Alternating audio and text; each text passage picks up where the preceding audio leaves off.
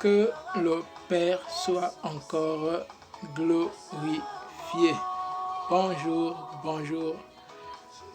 frères, sœurs, que le Père soit encore glorifié et qu'il vous sanctifie encore corps, âme et esprit, et vous gardant tout votre être irrépréhensible, c'est-à-dire irréprochable devant le Père par Jésus-Christ, son envoyé, qui est d'ailleurs notre Seigneur et Sauveur, celui qui a porté notre péché, notre fardeau et qui nous justifie aujourd'hui par son sang, celui qui est à la droite du Père et qui au moment venu viendra juger le monde selon la volonté du Père.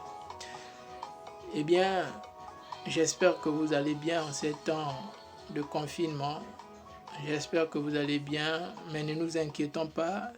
C'est sur le point de prendre fin, cette histoire-là, et notre Dieu parle tantôt d'une manière, tantôt d'une autre. J'espère que chacun de nous a reçu quelque chose étant dans le secret avec Dieu tout au long de ce confinement. C'est le cas pour moi et vraiment je vous assure, je suis béni dans ces moments-là, béni parce que plein de révélations, plein de choses en fait que Dieu m'a révélées dans le secret et j'espère que c'est vous et nous aurons le temps d'en discuter selon le bon plaisir de notre Dieu. Et bien ici, je viens encore pour que nous continuions ce que j'ai commencé. Je ne sais pas si vous avez regardé la première vidéo sur les raisons qu'on donne après avoir péché, la première partie. Ici, on va voir la deuxième partie, c'est-à-dire la deuxième raison. La première raison était dans le texte de Matthieu 7, verset 7. Donc, ce verset biblique pour dire que Dieu a dit on doit demander et il va donner, on doit chercher et puis on va trouver. Donc plusieurs utilisent ce passage-là pour en fait ne pas craindre Dieu parce qu'il a simplement dit demander, c'est tout. Donc nous avons vu, vous pouvez aller regarder la vidéo. Aujourd'hui nous allons voir la deuxième partie. Et dans cette deuxième partie, nous allons examiner aussi une raison que plusieurs frères et sœurs aiment bien utiliser, qui est le psaume 51, de David. Sa prière après avoir commis l'acte de l'adultère avec Bathsheba et après avoir fait tuer son mari, le mari de cette dernière. Donc ici, j'aimerais que nous comprenions la malice de Satan, du diable, du malin. À chaque fois qu'il va vouloir vous séduire à la désobéissance à Dieu, il ne va pas aller loin. Il va utiliser même la Bible. Il va utiliser la parole de Dieu. Et souvenez-vous de sa conversation avec Jésus-Christ lors de la tentation dans le désert. Qu'est-ce qui s'était produit? Il avait utilisé les versets bibliques, il avait utilisé la parole, la loi, il avait utilisé la Torah, les écrits de la Torah, c'est-à-dire la parole de Dieu. Et désobéir. Donc c'est la même chose aujourd'hui. Je ne sais pas, il n'a pas d'autre méthode. Il n'a pas d'autre méthode. Vous voyez, la nature nous apprend que il a eu à copier tout ce que Dieu a fait. Il a ses anges, qui sont les démons, à son service, comme Dieu a ses anges et les hommes sur terre à son service. Il a ses églises, ses faux prophètes, les faux Christ, comme Dieu aussi a un Christ et a aussi les vrais prophètes, les vrais pasteurs.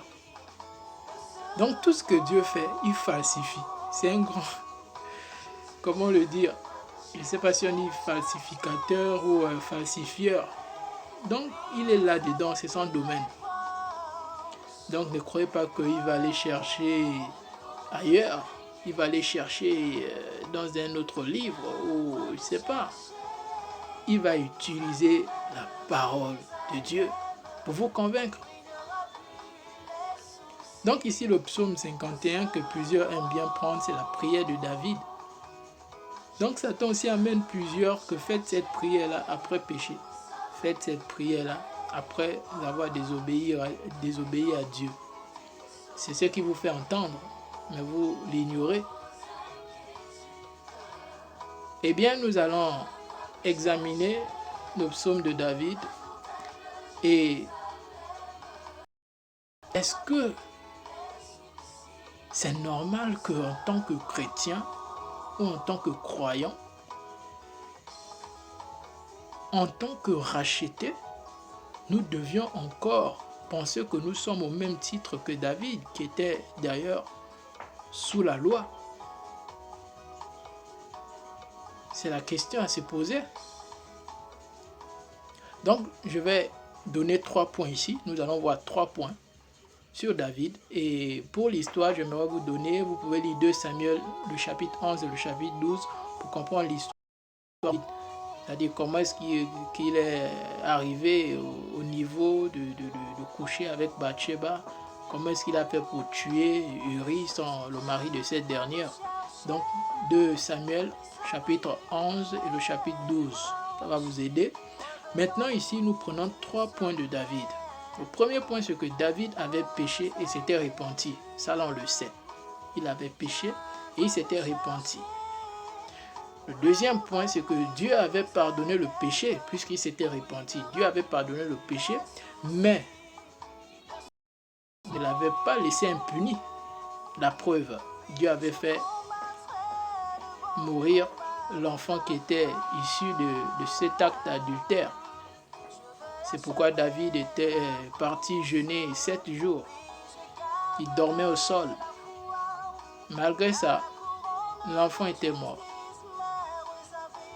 L'enfant était mort. Donc Dieu avait pardonné, c'est vrai, mais il n'avait pas laissé vivre l'enfant, c'est-à-dire l'acte même, le fruit, on va dire le fruit du péché. Voilà. L'enfant était le fruit en fait du péché. Donc Dieu n'avait pas laissé vivre le fruit du péché en question, l'adultère. Troisième point, ce péché a suivi la descendance de David. Le péché en question a suivi la descendance de David. À l'exemple de Salomon, vous avez vu comment ce péché a impacté la vie de Salomon, qui avait pris plusieurs femmes. Et à cause de cette manière de prendre plusieurs femmes, il est tombé même sur les étrangères que Dieu avait interdit de toucher, c'est-à-dire les Ammonites et les Moabites. Donc, je crois qu'il a même pris comme femme, il a pris pour femme, je crois, je ne sais pas si c'est lui, la fille d'un roi d'Égypte. En fait, je ne crois pas. Mais, bref, il avait pris des femmes étrangères. Dieu avait interdit au peuple d'Israël d'aller avec certaines filles qui étaient d'ailleurs des femmes étrangères. Mais David, sa joie d'avoir plusieurs femmes, était allé vers ces étrangères-là. Et la conséquence était quoi? C'était qu'en allant avec ces femmes, il avait perdu son trône. Parce que ces femmes avaient détourné son cœur de la volonté de Dieu. C'est pourquoi aujourd'hui, quand on parle de la polygamie, beaucoup croient que non, on n'aime pas les femmes, on ne veut pas que chaque femme les femmes soient mariées, voilà. Non, non, non, ce n'est pas le cas. Ici, vous devez d'abord protéger en fait. Est-ce que celle que vous prenez comme femme n'est pas par la désobéissance à la parole de Dieu? Souvenez-vous, c'est une alliance, l'affaire du mariage. Ce n'est pas comme d'autres comprennent. C'est une alliance. Donc il est parti signer les alliances avec des femmes étrangères. Et ces femmes étrangères ont amené sa chute. C'est la conséquence. Et elle venait de qui? Du Père. La cause, c'est le Père. Ici, vous pouvez lire l'histoire de Salomon dans 1 roi, au chapitre 11. Vous lisez tout le chapitre, vous allez comprendre comment Salomon avait les femmes, les étrangères, les Moabites et les Ammonites. Donc ici, pour continuer, nous allons comprendre un peu certaines différences entre David et nous, qui nous disons chrétiens. Parce que les personnes qui prennent en fait cet exemple-là, je ne sais pas s'ils se disent vraiment chrétiens ou encore s'ils ont compris la différence entre l'ancienne alliance et la nouvelle alliance, la différence entre la loi et la foi, la différence entre les œuvres de la loi et les œuvres de la foi. En fait, toutes ces choses-là ont une différence et il y a vraiment un fondement, un but. Donc, nous savons tous que la Bible nous dit que, vu que Jésus-Christ est venu payer à la croix nos péchés au prix de son sang, nous ne sommes plus appelés à faire un autre sacrifice comme les Israélites le faisaient. Les Israélites avaient pour sacrifice d'expiation du péché le sacrifice des bêtes, des animaux. Ils allaient au temple à chaque fois qu'ils avaient commis des péchés, qu'ils avaient transgressé la loi de Dieu, offrir, comme aujourd'hui nos frères musulmans, je parle de frères, c'est par la peau, donc nos frères musulmans qui pratiquent l'islam, ils vont faire des sacrifices chaque année. C'est en fait la méthode de la Torah, puisqu'ils ne croient pas que Jésus-Christ est le Messie et qu'il a payé au prix de son sang à la croix, qu'il est venu comme le berger, l'agneau de Dieu. Donc, ici, David était sous cette loi-là. Il devait toujours aller au temple pour que son péché soit expié par le sang d'un animal. Mais est-ce que nous sommes aujourd'hui comme David? Est-ce que nous faisons encore des sacrifices vu que Jésus-Christ, je parle bien sûr des chrétiens, puisque Jésus-Christ est venu et il a payé au prix de son sang, il s'est fait agneau de Dieu et il est mort à la croix pour que nous soyons justifiés par son sang. Donc il n'y a plus en fait de sacrifice. Et c'est pourquoi la Bible dit celui qui est en Christ est une nouvelle créature. Les choses anciennes sont passées, voici toutes les choses sont devenues. 2 Corinthiens 5 au verset 17. Donc ici, qu'est-ce que nous devons comprendre? David, en fait, selon la loi, ne pouvait pas être parfait. Et donc si vous vous referez ou encore si vous vous identifiez à David, donc vous êtes encore sous la loi et que vous deviez peut-être faire un sacrifice pour votre péché à chaque fois que vous avez fini de pécher. Et donc vous reniez complètement Jésus-Christ qui est venu mourir à la croix pour vous et qui vous sanctifie par son sang. C'est tout. On le comprend comme ça et puis on peut même s'arrêter là. Mais si c'est le contraire, si vous croyez que vous êtes chrétien comme vous vous faites appeler chrétien, vous n'êtes plus appelé à pécher parce que la Bible nous dit qu'il n'y a plus de sacrifice pour le péché. Et celui qui pêche va attendre directement le jugement, puisqu'il y a eu un seul qui est venu payer le péché à la croix. C'est ce que la Bible dit. Lisez 1 Jean, vous lisez le chapitre 4, le chapitre 3, et vous allez comprendre ce que la Bible dit au sujet du péché. Donc ici, nous comprenons que nous ne sommes pas David parce que nous ne sommes pas sous la loi. Aujourd'hui, nous avons un qui a payé le prix, c'est Jésus-Christ. Vous pouvez lire Hébreux 10 au verset 3 pour comprendre en fait que lorsque les Israélites pratiquaient la loi, en fait, ça amenait encore le souvenir du péché, c'est-à-dire ça leur rappelait que voici le péché que tu as commis la dernière fois, donc impossible pour toi d'abandonner ce péché. Tu vas encore le commettre demain pour venir encore donner le même sacrifice l'année prochaine. Donc c'était comme ça. La Bible dit, il y avait un souvenir du péché à chaque fois qu'il venait donner le sacrifice expiatoire. Mais aujourd'hui, Jésus-Christ est venu. Nous ne pouvons plus nous souvenir du péché à travers le sang de Jésus-Christ et l'Esprit Saint qui est venu en nous. Si vous vous dites chrétien, bien sûr. Nous comprenons que le chrétien est donc le produit du sacrifice de Jésus-Christ qui est l'agneau de Dieu. Hébreux 10 au verset 4 à 7. Deuxièmement, David n'avait pas l'Esprit Saint en lui, mais il avait l'Esprit sur lui. Parce que souvenez-vous, au temps de la loi ou de l'ancienne alliance, Dieu manifestait son esprit sur les hommes et pas dans les hommes. L'esprit ne venait pas dans les hommes, mais sur les hommes. Et ces hommes-là étaient choisis, c'était des rois, des prophètes, des sacrificateurs. Voilà, l'esprit venait sur cette catégorie de personnes. Donc David, il était roi, donc il avait l'onction de Dieu sur lui. Mais aujourd'hui, nous qui sommes chrétiens, croyants, nous avons le Saint-Esprit en nous.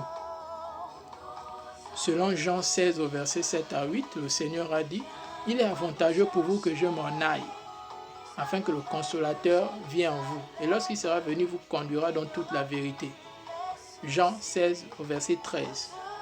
Et vous pouvez aussi lire 1 Corinthiens 3 au verset 16. Donc l'Esprit de Dieu est aujourd'hui en nous. Il est en nous.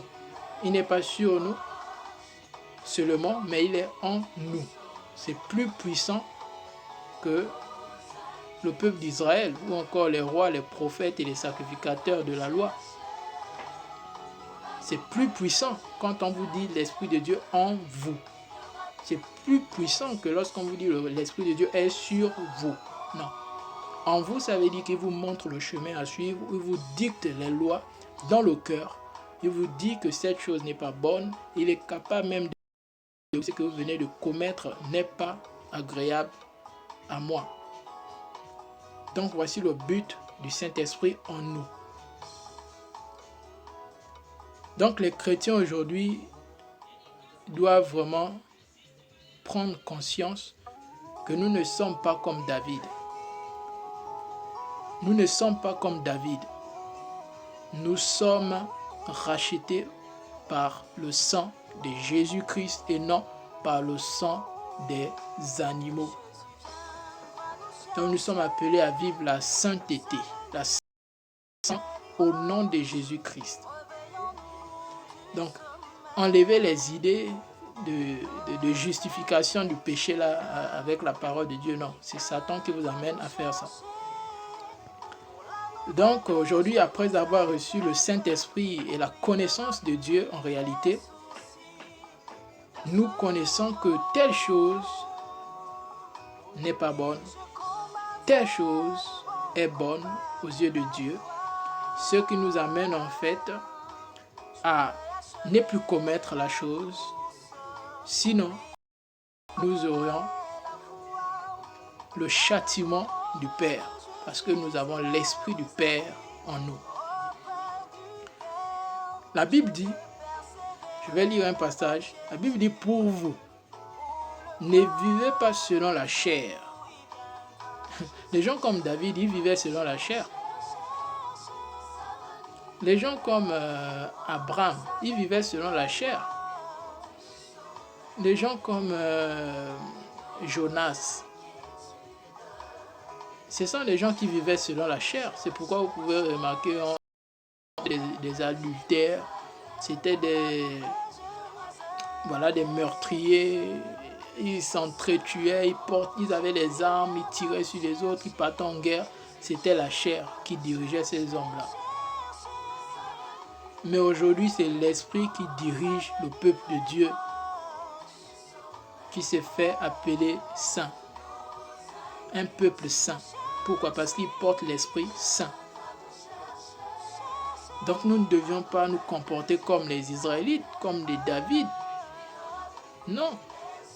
C'est complètement rejeter Jésus-Christ. C'est complètement rejeter l'œuvre de la croix. Donc je continue le passage, Romains 8 au verset 9, la Bible dit « Pour vous, ne vivez pas selon la chair, mais selon l'esprit. » Selon l'esprit. Si du moins l'esprit de Dieu habite en vous.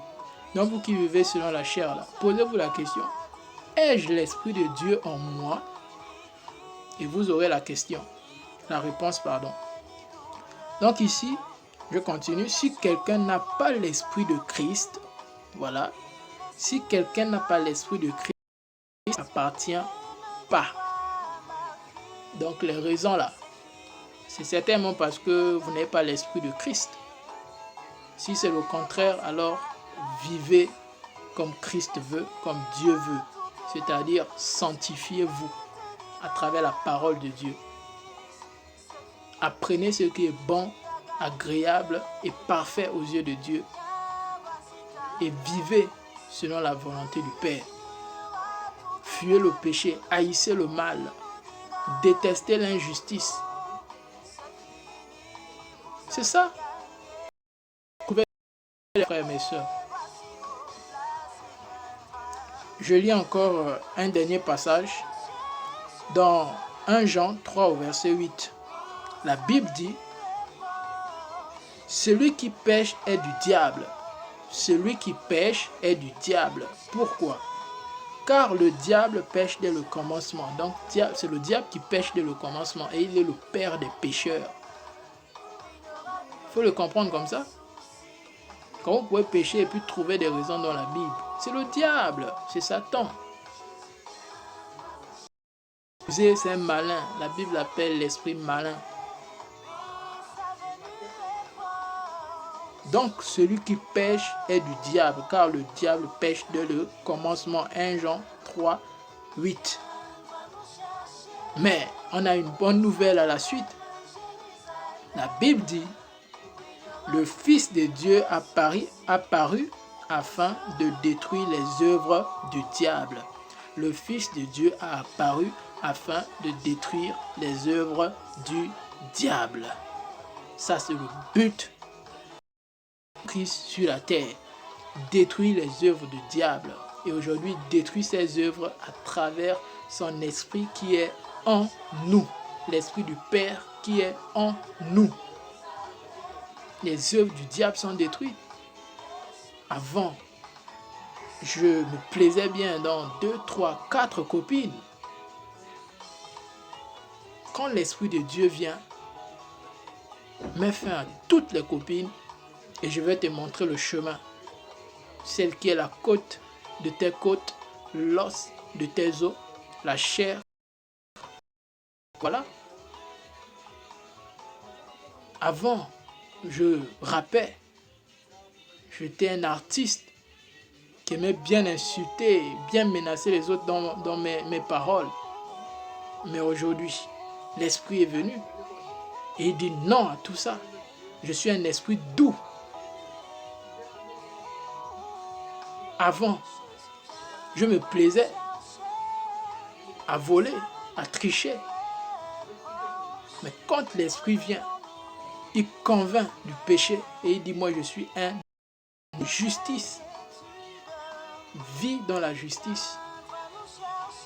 C'est le but du Saint-Esprit en nous, frères, sœurs. Vous ne pouvez plus trouver des raisons. Vous ne pouvez plus trouver des raisons, je suis désolé. Parce que quoi? Jésus-Christ a paru afin de détruire les œuvres du diable. 1 Jean 3, 8. Lisez la parole de Dieu. Lisez la parole de Dieu.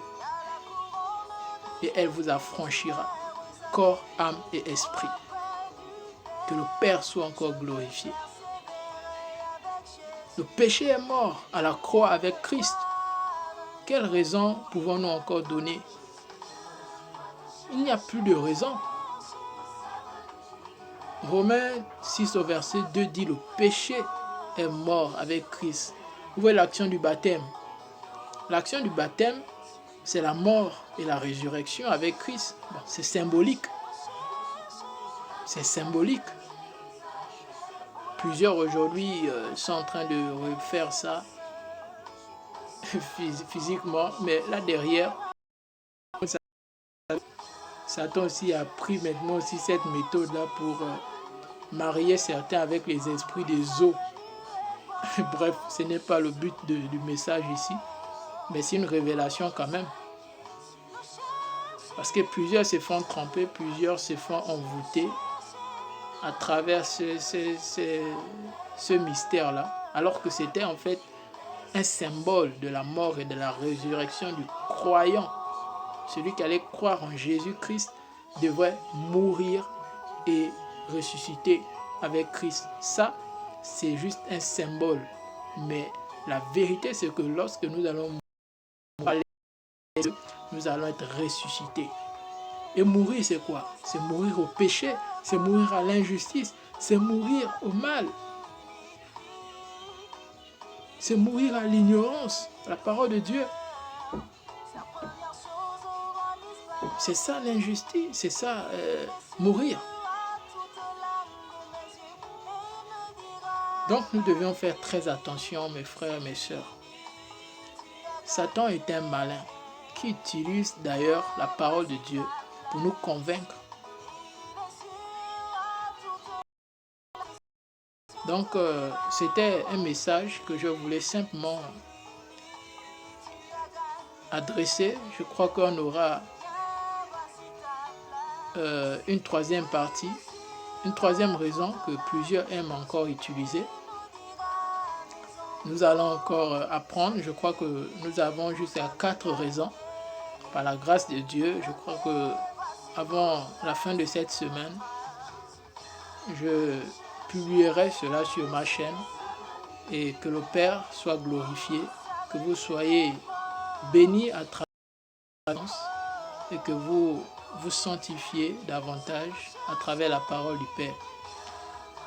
Sur ce, je prie encore pour nous que nous soyons attachés au Seigneur Jésus-Christ par sa parole et que nous glorifions le nom du Père à travers nos vies, que nous nous sanctifions chaque jour à travers sa parole et que sa bonté se renouvelle encore chaque matin dans nos vies pour la gloire de son Saint-Nom.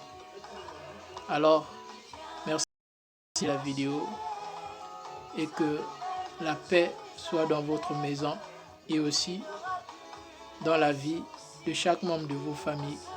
Au nom de Jésus-Christ. Amen. Merci frères, merci sœurs. Que le Seigneur vous bénisse.